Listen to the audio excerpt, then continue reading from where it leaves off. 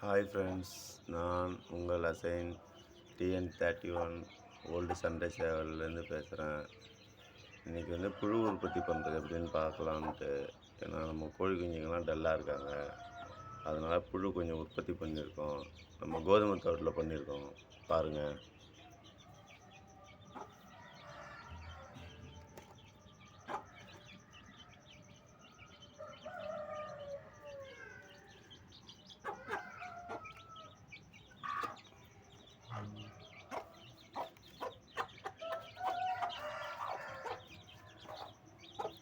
நல்லா சாப்பிட்றாங்க, ஃபுல்லாக ப்ரோட்டீன்.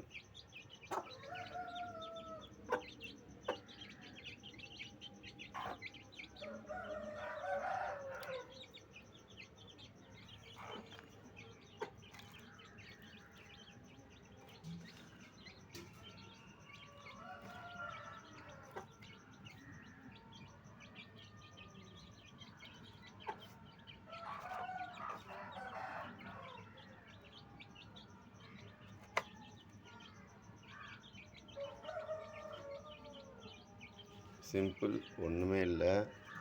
கோதுமை தவிடு, வெள்ளை தண்ணி தெளித்து விட்டு ஒரு 3 நாள் விட்டிங்கனாலே தானாக இவ்வளோ புழு வந்துடும். நம்ம சிட்டிக்குள்ளே இருக்கிறவங்களுக்குலாம் இது ஈஸியாக இருக்கும்.